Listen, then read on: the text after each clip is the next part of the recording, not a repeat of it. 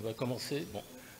Tout d'abord, je voulais vous remercier les organisateurs et notamment le président de m'avoir invité à ce forum de Schleff et où j'étais agréablement surpris par la ville. Hein. Ça fait longtemps que je n'étais pas venu à Schleff. Et on m'a demandé de vous parler de l'hypertension artérielle et accident vasculaire cérébral. Vous savez, ce sont deux notions très importantes. L'hypertension artérielle, vous le savez, c'est un gros problème de santé publique. Et le risque le plus important de l'AVC, de l'hypertension, pardon, c'est l'accident vasculaire cérébral. Je ne vais pas vous rappeler la définition de l'OMS sur l'AVC, vous le savez très bien, c'est un déficit neurologique focal qui est soudain, qui arrive en moins de 2 minutes et qui est en relation avec une lésion du parenchyme cérébral, soit par infarctus ou par hémorragie. L'AVC, c'est une maladie à risque, donc le risque de décès est important. Les survivants gardent des séquelles et on a un risque de récidive également chez un tiers des patients. Et l'âge de survenue moyen est de 73 ans et un quart en moins de 65 ans. C'est une pathologie fréquente et grave, première cause de handicap acquis non traumatique de l'adulte, deuxième cause de démence, troisième cause de mortalité et première cause de mortalité chez la femme. Et il faut savoir que 25% des AVC sont mortels et plus de 30% laissent des séquelles sévères. En Algérie, donc les chiffres que j'avais trouvés, ce sont ceux-là. 60 000 cas d'AVC chaque année et 20 000 décès par an. C'est 4 à 5 fois plus que le nombre de victimes d'accidents de la circulation. Et si on prend les maladies cardiovasculaires et l'hypertension, eh bien on voit bien que les maladies cardiovasculaires, vous le savez, ce sont la première cause de mortalité dans le monde et l'hypertension artérielle est le premier facteur de risque cardiovasculaire avec un nombre important de décès chaque année. Sur ces petites plaques, j'avais revu le rapport détaillé sur les conséquences désastreuses de l'hypertension artérielle qui ont été publiées par l'OMS en septembre 2023. Et vous voyez, ils nous disent qu'effectivement, le dépistage de l'hypertension est très mauvais et le contrôle également.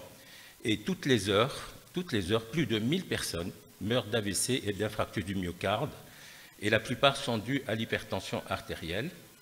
Et on nous dit également, si avec une prise en charge correcte, on pourrait éviter d'ici 2050 76 millions de décès, 120 millions d'AVC. Donc vous voyez, donc, si on prend correctement en charge notre patient, et le docteur Bsaïh en a parlé, une bonne prise en charge, un contrôle fonctionnel correct permet d'éviter d'ici 2050 120 millions d'AVC, éviter les infarctus et également les risques d'insuffisance cardiaque. Alors, très rapidement, deux entités distinctes dans l'AVC. L'AVC ischémique qui est le plus fréquent, 80% des AVC. C'est une artère qui se bouche et qui va entraîner une nécrose. Et l'AVC hémorragique qui représente 20%, eh bien, c'est un saignement au niveau de parenchyme cérébral et qui peut se retrouver également au niveau des espaces sous-arachnoïdiens. Les facteurs de risque de l'AVC, ils sont nombreux. Certains ne sont pas modifiables. Donc si on est né avec certains facteurs génétiques, si on est âgé ou si on est plutôt un homme, eh bien, on a plus de risques de faire un AVC. Mais d'autres sont modifiables et c'est ceux-là qui nous intéressent.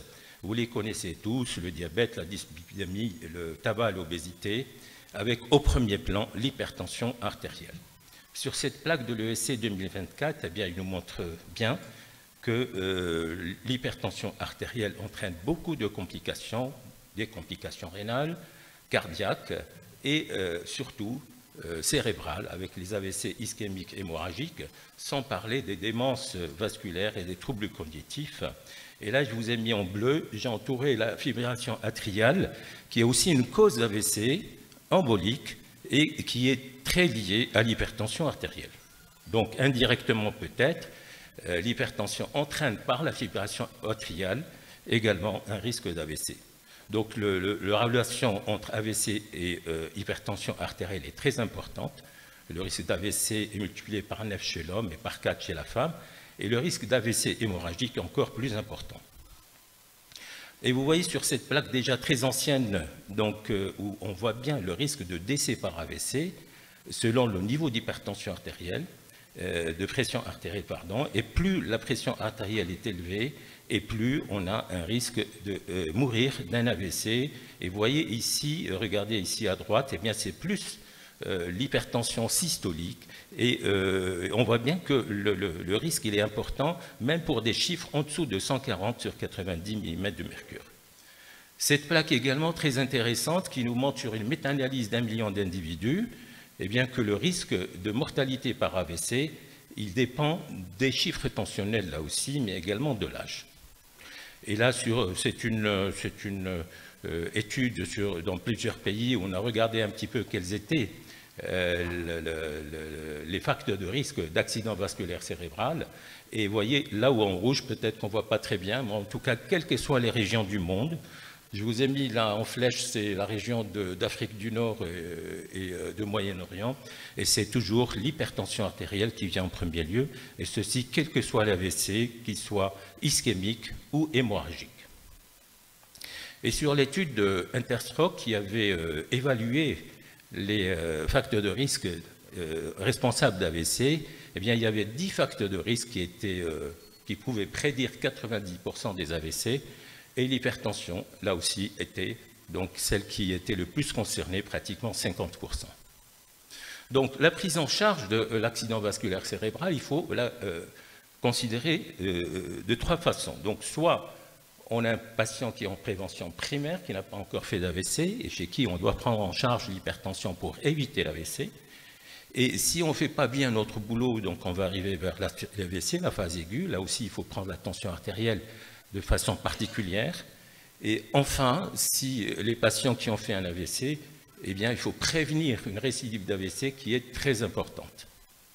Donc, pour la prévention primaire, juste quelques plaques pour vous dire que le fait de traiter l'hypertension artérielle, on améliorait le risque cardiovasculaire et on améliorait le risque de stroke, d'accident vasculaire cérébral. Le fait de baisser de 10 mm de mercure la pression artérielle systolique, on diminue le risque d'AVC de 27%. Et là, sur cette autre étude également, cette méta-analyse, le fait de baisser la pression artérielle de 5 mm de mercure, on baisse le risque d'AVC, et ceci quel que soit l'âge. Et beaucoup plus chez les personnes moins âgées, de moins de 55 ans. Beaucoup d'études ont évalué le traitement, et à l'époque, on arrivait encore à traiter les patients contre placebo, ce qui ne peut plus se faire actuellement. Et vous voyez ces études SHEP, STOP, SISTER qui ont montré que le fait de traiter ces patients par rapport au placebo, on diminue de façon très importante le risque d'infarctus, de mortalité et surtout d'accident vasculaire cérébral, moins 36% jusqu'à moins 47%. Et même chez la personne âgée, il y a eu l'étude IVET que vous connaissez tous très bien qui a évalué donc, le traitement chez la personne âgée qui avait une tension de plus de 160 mm de mercure, et voir est-ce qu'on améliorait également chez la personne âgée le risque cardiovasculaire. Cette étude a été arrêtée de façon rapide. Et pourquoi? Parce qu'on a trouvé qu'il y avait une diminution nette des AVC de 30%, mais également une diminution de la mortalité totale et de l'incidence cardiaque. Alors, il y a eu d'autres études qui vont évaluer le traitement intensif par rapport au traitement standard pour voir si on améliorait là aussi. Il y a eu l'étude SPRINT, il y a eu l'étude STEP Study qui est à peu près sur le même protocole que l'étude SPRINT, c'est-à-dire qu'on baissait la tension artérielle en dessous de 120 ou 130 mm de mercure versus baisse de la tension artérielle en dessous de 140 mm de mercure. Et il y a eu une méta-analyse qui montre là aussi, si on associe toutes les études qui ont utilisé le traitement intensif, on voit ici à gauche qu'on diminue là aussi le risque d'AVC. Et donc c'est pour ça que les recommandations nous parlent d'un traitement de l'hypertension, étant donné que le risque cardiovasculaire est important. Je ne vais pas revenir dessus, le docteur Bseir en a parlé. Donc ce sont les recommandations de l'ESH 2023. Donc la définition de l'hypertension, c'est toujours 140 sur 90 mm de mercure, même si on parle actuellement un peu plus d'hypertension artérielle normale haute. Et dans les dernières recommandations de l'ESC 2024, on nous a introduit cette notion de pression artérielle élevée quand la tension est entre 120 et 139 mm de mercure et diastolique entre 70 et 80 mm de mercure, parce qu'on a remarqué que chez ces patients, quand ils sont à haut risque, il faut aussi les prendre en charge, même s'ils ne sont pas au-delà de 140 sur 90 mm de mercure. Je ne reviens pas sur le traitement, c'est juste pour vous dire qu'il faut bien traiter les patients. Si on utilise une trithérapie, on arrive à contrôler 90% des patients et bien sûr, on évitera le risque d'AVC. C'est le thème de notre présentation aujourd'hui. Alors, quand on n'a pas bien fait le travail et qu'on a un patient qui a fait un AVC aigu, où on arrive à le voir, eh bien, en général, la pression artérielle, je ne sais pas si vous avez l'expérience, elle est toujours élevée quand on voit un patient. En général, les patients vous disent « j'ai fait un pic tensionnel », en fait, ils ont fait un AVC. 75% des patients sont hypertendus dans les 24 à 48 heures première heure.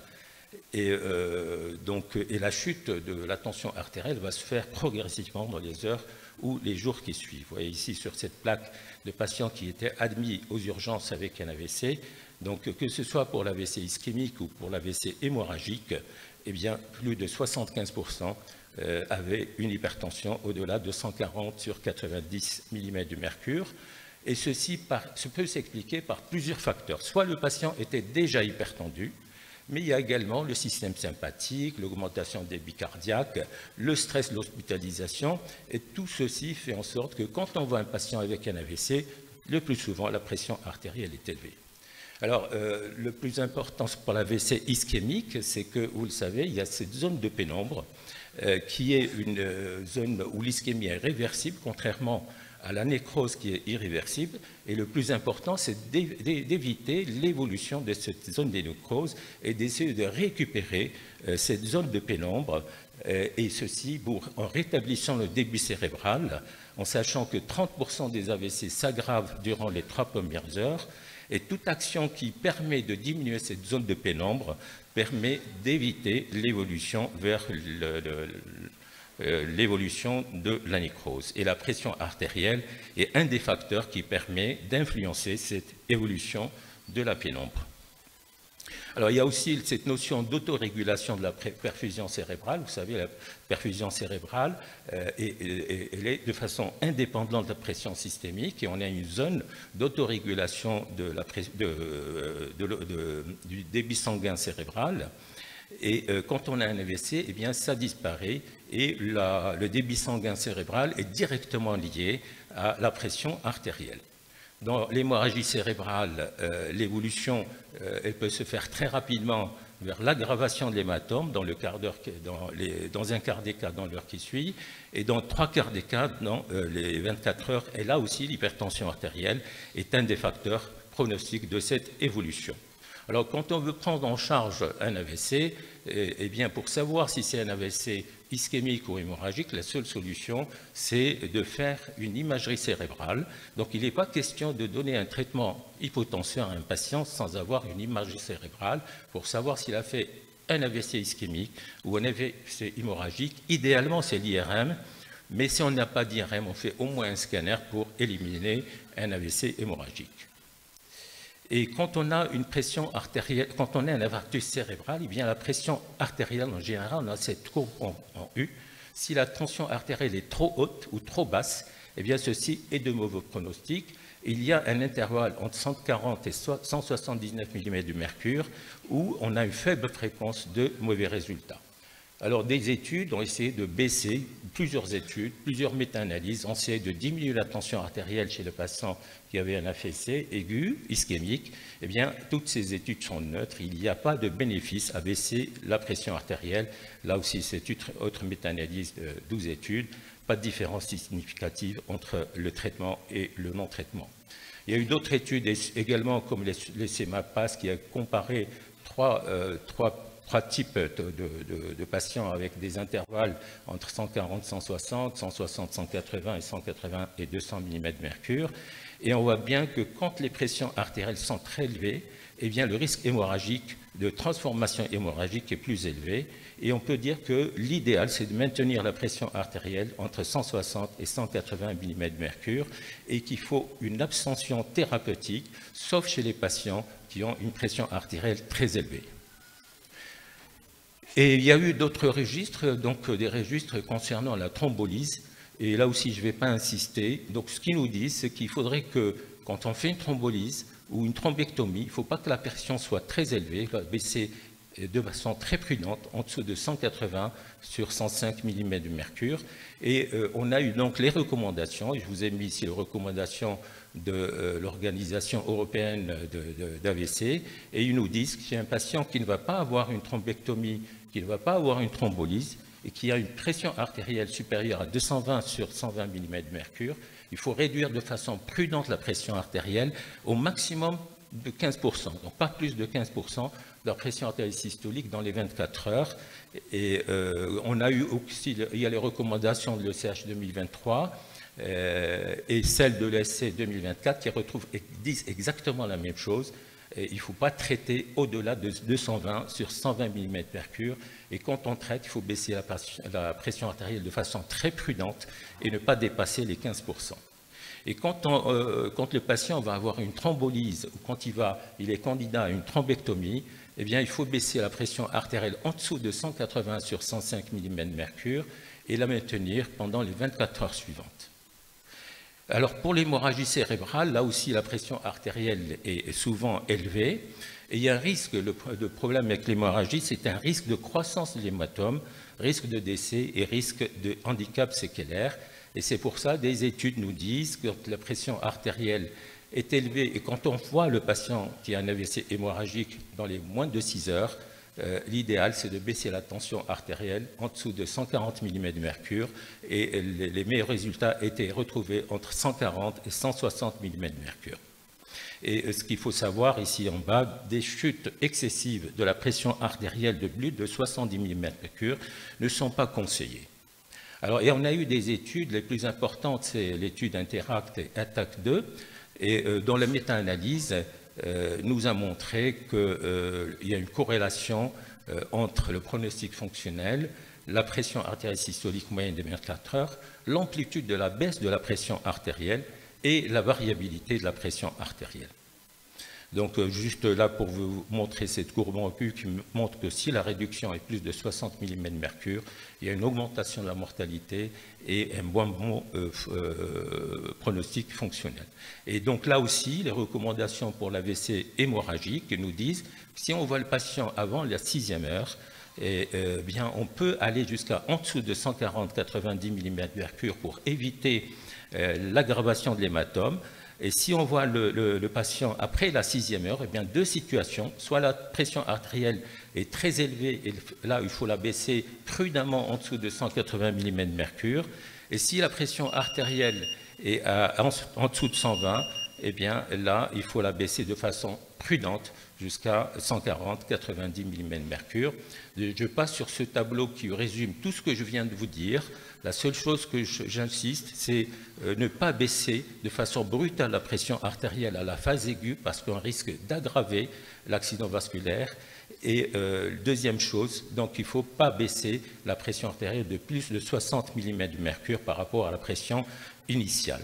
La prévention secondaire, ça va aller très vite, c'est-à-dire que quand un patient a fait un accident vasculaire cérébral, vous savez, le risque de refaire un AVC est très important, et là, il faut bien le prendre en charge. Il y a eu cette étude Progress qui nous a montré que les patients qui ont fait un AVC dans les 5 ans réduisent le risque de 28% et même réduisent le risque hémorragique de 50%. Et donc, il y a eu des recommandations, là, c'est les recommandations de l'ACHA, et il y a eu également les recommandations de l'ESC 2024 qui nous recommandent d'utiliser un traitement idéalement, bien sûr, en bithérapie fixe, IEC ARA2 ou IEC ARA2 anticalcique ou avec un thiazidique. Et chez les patients qui ont une pression artérielle supérieure à 130 sur 80, même qui ont un antécédent d'AIT ou d'AVC, même s'ils n'étaient pas hypertendus, il faut essayer de baisser la tension artérielle à 120 sur 129 mm de mercure. Et je vais conclure. Donc, il existe une relation très forte entre l'hypertension artérielle et l'AVC.